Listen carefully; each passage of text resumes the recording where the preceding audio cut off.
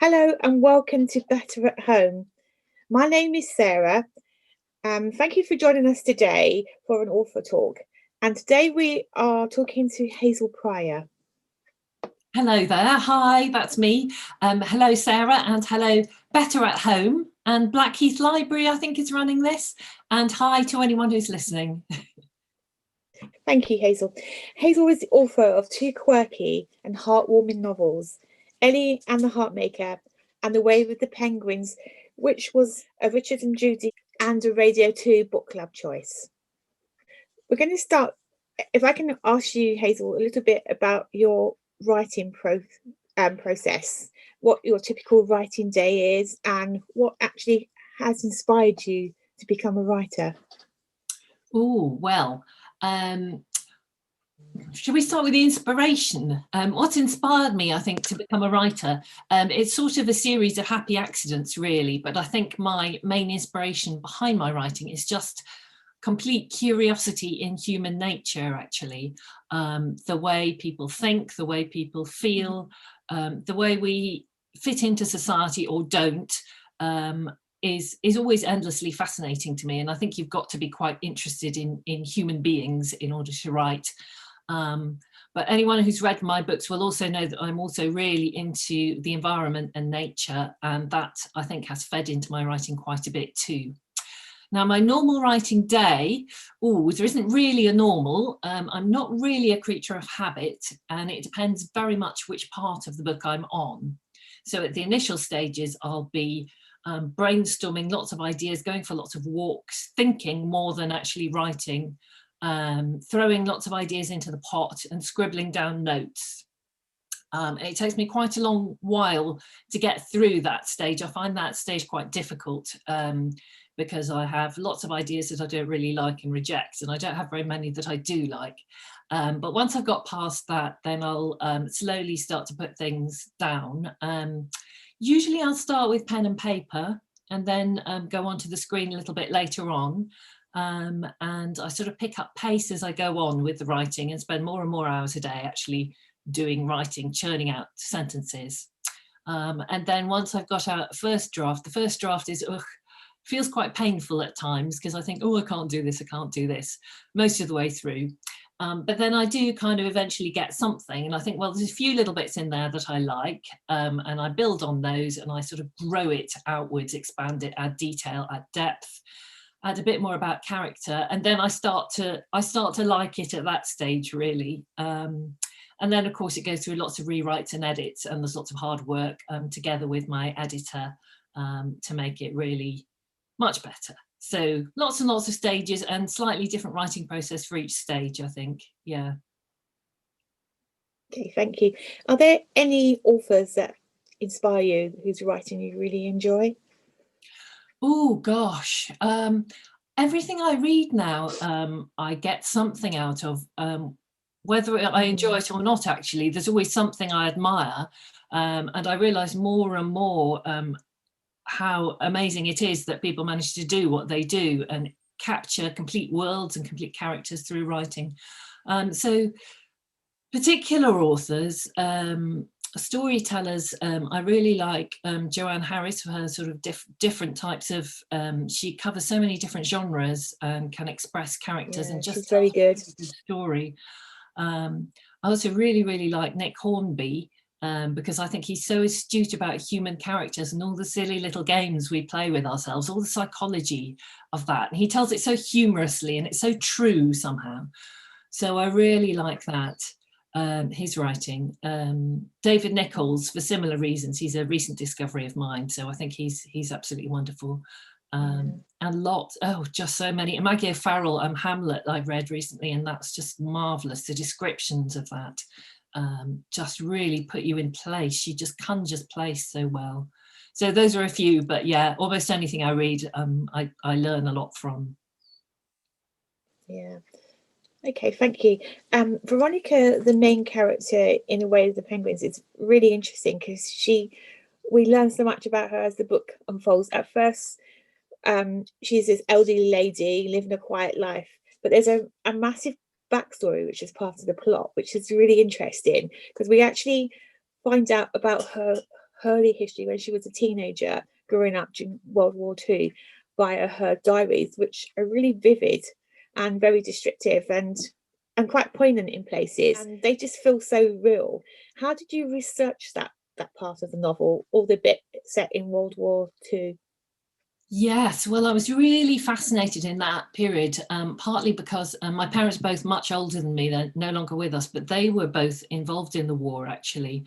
And my mother, her school was evacuated when she was a teenager to a great big country house in Yorkshire. So I sort of pinched that idea from there. And I remember her sharing some of her memories with us when we were children of, for example, seeing Italian prisoners of war out working in fields and being amazed at how much freedom they had. And also she told us about travelling to school in the milk cart, the horse-drawn milk float. So a few little bits like that that I've managed to include. And also I did a lot of research. I had a friend of a friend was a lady aged 94 who'd written her memoir. She lent that to me. So I went and asked her some questions and also read her memoir. So I took quite a few little bits from her memoir and included those. And I went to speak to people in a care home. I play harp, so I often go out and play in care homes. Obviously not so much this year, sadly, but when I was researching the novel, one of the care homes that I regularly go and play in, I went to ask the residents there about their wartime memories. And I got some fascinating things from them. But they were actually much older, so a lot of them were in their hundreds and late 90s, so they were already adults during the war. But still some interesting things. And then also there's a wonderful archive on the internet called The People's War, BBC archive, People's War, and that tells stories from of all the normal people involved in the war, whether they were evacuees or land girls or prisoners of war or soldiers or whatever. So I got an enormous amount of information from that as well. And also, yeah, I mean, I read books about the war, and although it's actually a small part of the book, I thought this was so important because it explains everything about Veronica and what she's like and why she is the way she is. So, and I tried to just try and make it as authentic as I could, just by really immersing myself in that era where it was so different from now, so fascinating, the different values. So I even watched Dad's Army and Foyle's War and took down little notes about, you know, people's shoes and what they ate and stuff like that. So all sorts of things, wherever I could find information, I just plucked it and thought, oh yes, I could include that. Yeah, because I think it just feels so authentic, and it really adds so much more to her character, and we can really understand why she is like she is, and also how she builds up a relationship with her grandson, who Thank she never you. knew. I mean, I think that was just lovely because when the first encounters between them both are so awkward, and yet he still pursues it. I think that was just lovely because I kept thinking, why is she bothering? And then it suddenly makes it clear when you read her diaries what, you know, what he means to her, and it just really makes it such more of an interesting story, really, and it really builds up both their characters. Thank you. Yeah, she's in denial such a lot at the beginning. She's really kind of not really, because she's been closed for so long because of the horrible way she's been treated and the terrible things that have happened to her. So I know some people have said they don't warm to her straight away, but hopefully then the layers begin to unpeel and see, you know, that she really has got a huge amount of feeling and humanity in there. She just hides it quite well. Also, a large part of the novel is actually set in an Antarctic research station, which again seems really authentic and well researched. So can you sort of explain how you also researched what happens in the Antarctic, and also what made you write about penguins and their plight? Oh, well, penguins are just such an inspiration. I just always think they're such wonderful creatures. And the first idea that came into my head was penguins, because I had the 2-book deal with Penguin Random House. I'd written my first book and I thought, oh, what should I write my second book about? Oh, and penguins suddenly kind of popped into my head. And then also I've got a friend who's penguin crazy, and she has found a lot of redemption through penguins herself. Actually, she very sadly lost her husband suddenly of a heart attack a few years ago. And decided she needed to find a way of coping. She needed to give herself a bit of a mission to keep going in life. And what she picked on was very unusual. She decided to go around the world and take photographs of penguins in their natural environment. She's traveled to all the penguin populated countries and taken amazing photographs of penguins and seen them all, every different species of penguin. She's nearly finished. She's got one more to go, I think, in their natural environment. So that story in itself just really made me think about redemption through penguins and through wildlife. And for research of that, obviously I borrowed her books and her photo books and spoke to her and quizzed her a lot about that. We had a lot of very interesting conversations, and I became more and more obsessed with penguins myself.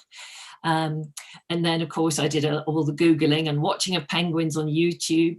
And for the British, for the research about the research station in Antarctica, I Googled and found there's a website run by the British Antarctic Survey.